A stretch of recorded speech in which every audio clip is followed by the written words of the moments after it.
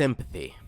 In a world full of misfortune and sorrow, sympathy is an emotion that we all can express when we feel concern over someone's fate.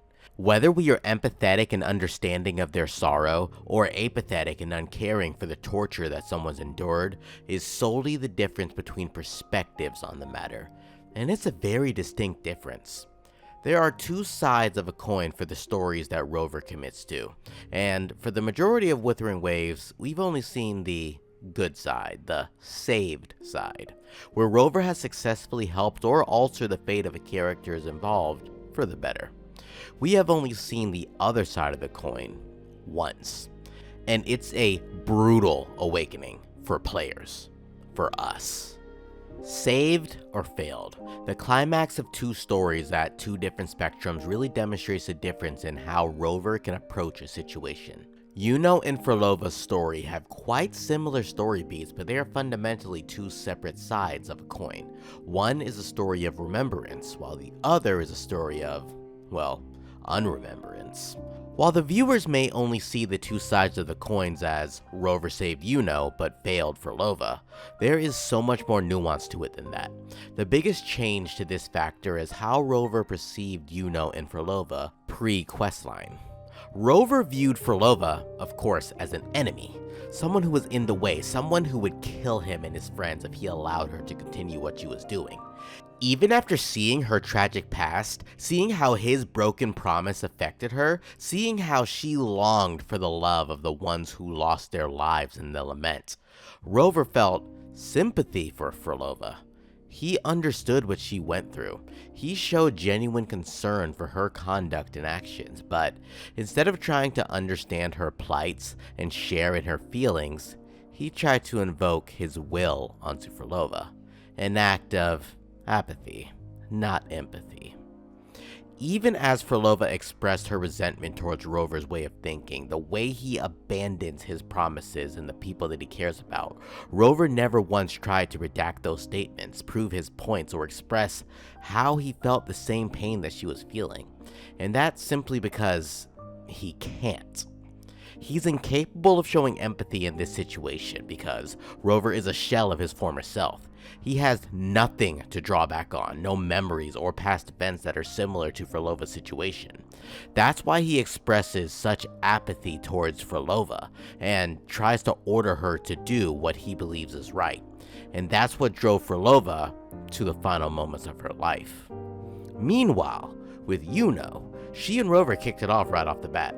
They shared moments, shared bracelets, and even talked about Iuno's lover, friend, pal, buddy, whatever you fanfics can think of. Rover and Iuno shared a very genuine connection, and she helped Rover. Despite barely knowing one another, they really had a shared bond through a shared moment. Just like how you can like this video and subscribe because, we're a part of that moment, right? But Iuno and Rover shared a very distinct relationship, which is why when she was released, Rover felt empathy for her. As she fades away and her last words were heard, Rover clung to them and invoked that Rover will to forcefully eject someone's fate and change it to fit his desires. Rover wasn't always one to force his way onto the cast of Wuthering Waves. With Jinshi, he stood back while she took her trial to become the Sentinel Resonator of Jinzhou. Even amongst the various companion quests with Changli, Zhaji, Jian, and others, Rover took the back seat and accompanied the companions to resolve their issues, but nonetheless, it was the characters who solved their own issues and showed growth. The only time when Rover interjected into the fates of characters is with Shorekeeper, but that turned out for the best, right? This trait of assisting characters to resolve their own fate rather than invoking their will onto them still exists in the companion quest in Renacida, but it goes without saying that Rover has become much more involved in Renacida in deciding what is the best path for the characters to take. The first example is that of Cardathea. She resigned herself to sacrifice her resistance to finally seal the Thenodian for good. Rover seemed to agree with his plan and go along with it, but he actually decided... I heard your request, but I prefer to handle this my way. While his actions cause the best case scenario for Cardathea, this isn't always the case, especially when it comes to a character like Phrolova. Firstly, Phrolova is a villain, and not someone that Rover ever considered an ally. Getting rid of her is actually to Rover's benefit in regards to the story. However, as he is forced to interact with her for the common goal of dealing with Fenrico's manipulation of the Thernodian within Mia's gem, he learned quite a bit about Phrolova and her intentions. Additionally, upon learning that, he made a promise to Phrolova, a promise that he doesn't remember, and a promise that he never kept. Rather than talk to Phrolova and figure out this promise and get to the bottom of it so that they could understand exactly what this promise meant to her, he tried to deny it. He then tried to invoke his will onto Phrolova like a stern father rather than a friend. This is the correct move considering all of the circumstances that led up to it, but you can only just think that another solution existed where both Phrolova and Rover find peace in a solution, as Rover had done before. The only difference here is there's a direct opposition to Rover's actions. Things could have played out so much differently if Rover showed dedication to righting his wrong and saving Phrolova, just as he did with Iuno.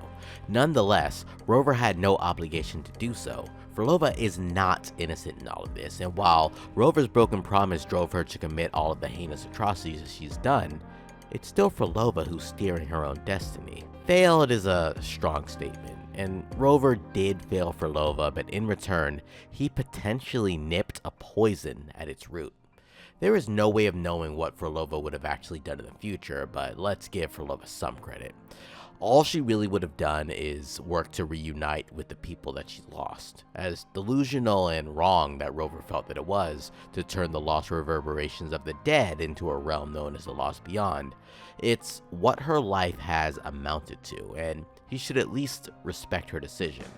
He does come to respect it, but now she's away from the world alone in her own realm and living in her delusions. I mean, who knows? Maybe Phrolova was right. Maybe she had created the dying reverberations of her family, recreated them rather, and these people in the Lost Beyond are that of Triss and all of the people that she had lost. Nonetheless, this is the outcome that she desired, and it was inevitable at the end of the day. It's hard to say if Rover could have swayed her, but an attempt would have been made to at least consider it. Iuno, on the other hand, is a key piece to Rover's harem, but she's a person he remembers, spoke with, shared deep thoughts and conversations with, and someone who he really had a connection with. Even though Iuno's path to success worked, Rover felt that Iuno's sacrifice was not one that she wanted to make. He again invoked his will onto the bystanders in his story and forced an alternate outcome to this situation, albeit this is the outcome that both Iuno and Rover want, but Rover has the power to really shape the destinies of these characters that he shares a bond with.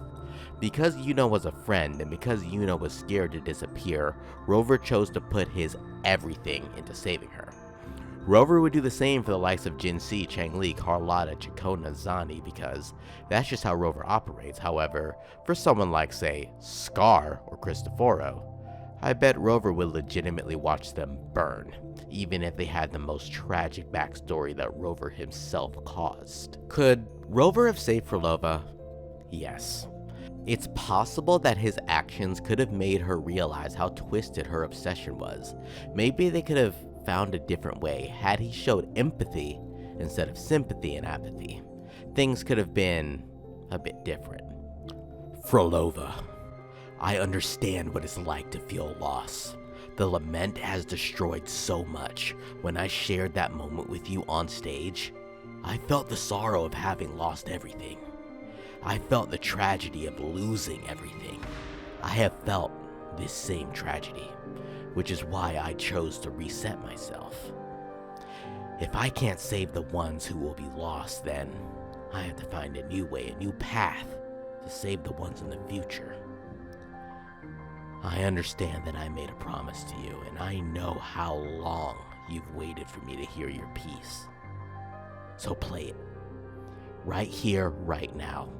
Show me what this piece means to you in its perfected form, and then we can decide what to do with this gem. Imagine if that is what Rover hit Phrolova with. As they glared at each other with guns loaded, it might have struck a chord, it might have even had a real resolution. That was what they were working towards, right? Phrolova's final piece? But would it have enhanced the story? In my opinion, no. As much as I want Phrolova to have a perfect life, one cannot escape the calamities that they themselves cause. The creation of the Lost Beyond is frankly more than she deserves, and while I love that she succeeded and I love Phrolova as a character, and the fact that she proved to Rover that it's actually possible, her end in the story is immaculate. It really shows that Rover is not perfect and he cannot save everyone. He has flaws, and a lot of those flaws stem from his lost memories. With all of that in mind, Rover's actions make perfect sense for Iuno. Friend, savable. Phrolova, enemy, screw her. With all of this being said though, for his first time of quote-unquote losing someone, perhaps he can learn from the situation and do better in the future.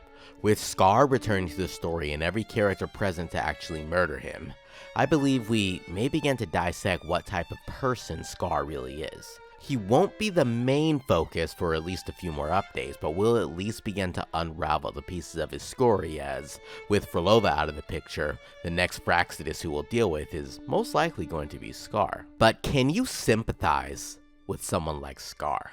Can you empathize with someone like Scar?